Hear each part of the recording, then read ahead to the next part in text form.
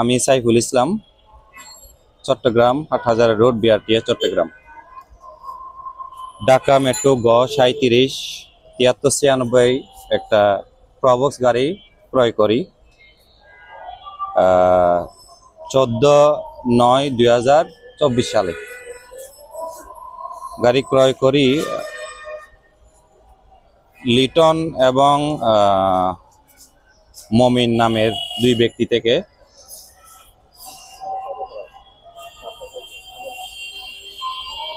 ক্রয় করার পরে গাড়ির সমস্ত কাগজপাতি ফেল ছিল।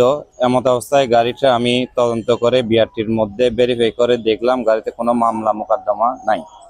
তারপরে গিয়ে আমি গাড়িটা বিআরটিতে ডকুমেন্টস করি, ফিটনেস টেস্ট টোকেন রেডি করার পরে আমি গাড়িটা বিক্রয় করি ঢাকা আবদুল্লাপুর এক মহিলার কাছে।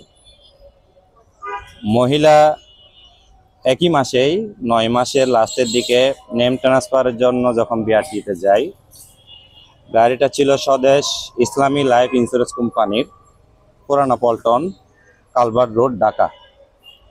ওই কোম্পানির গাড়ির নেম ট্রান্সফারের যাওয়ার পরে কোম্পানির গাড়ি অবজেকশন। এমত অবস্থায় ওই মহিলার থেকে আমি গাড়ি রিটার্ন নিয়ে নিই। পরবর্তী কোম্পানির সাথে যোগাযোগ করলে কোম্পানি আমাকে বলে একটা দরখাস্ত দিতে। আমি অলরেডি এখানে ডকুমেন্টস দেখতেছেন, দরখাস্ত দিছি। আগামী সপ্তাহে কোম্পানি আমাকে গাড়ির আমার নামে বোর্ড অফ রেজুলেশন, স্ট্যাম্প, সমস্ত লিগাল যে ফর্মালিটি ডকুমেন্টস বুঝাই দেওয়ার কথা ছিল। অতএব দ্বিতীয় সপ্তাহে সেটা না করে কোম্পানি আমার থেকে গাড়িটা জব্দ করে নেয়। পরবর্তী সপ্তাহে কোম্পানির সাথে যোগাযোগ করলে কোম্পানি আরেকটা দরখাস্ত লিখিত দিতে বলে। দেওয়ার পরে উল্লেখ করে আমি যেই ব্যক্তি থেকে নিছি ওনার লোকেশন, ওনার ঠিকানা এগুলা কোম্পানিকে অবগত করার জন্য কোম্পানি ওনার বিরুদ্ধে মামলা এবং মামলার মাধ্যমে ওনাকে ওটাই নিয়ে আসে। আমার গাড়িটা আমাকে ফয়সালা করে দেওয়ার কথা থাকলো আজকে 1 মাস যাবত এখনো কোনো ব্যবস্থা নেয় নাই।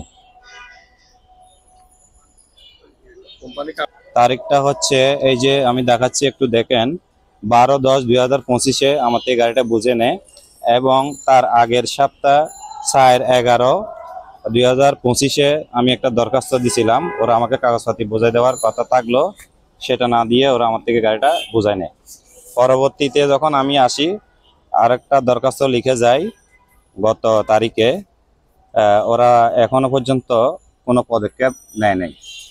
এমত অবস্থায় আমার কাছে কোম্পানির 100 টাকার 3টে stamp, board of resolution, BRT বরাবর সিটি এবং নেম ট্রান্সফারের যত সমস্ত কাগজপাতি সব কিছু আছে এবং ওগুলার এগেনস্টে আমি গাড়িটা লিটন এবং মমিনের কাছ থেকে গাড়িটা ক্রয় করি। তো পরবর্তী কোম্পানির কাছে আসার পরে কোম্পানি আমার থেকে লিগাল স্ট্যাম্প, গাড়ির ফিটনেস টেস্ট টোকেন, মালিকানা কপি, গাড়ির চাবি, সমস্ত টোলস সব কিছু বুঝে নিয়ে আমাকে একটা লিখিত ওরা গাড়ি বুঝে পাইছে এভাবে জানাই। আজকে আবার কোম্পানির সাথে দেখা করতে আসলে কোম্পানি অফিসে আজকে না থাকার কারণে কোম্পানির সাথে সাক্ষাৎ হয় নাই। তো বাকিটা কোম্পানি এখন কি ডিসাইড করবে, কিভাবে আমাকে গাড়িটা বুঝাই দিবে, এখন তো আমি আমার গাড়ি উদ্ধারের জন্য আপনার কাছে এটা আবেদন।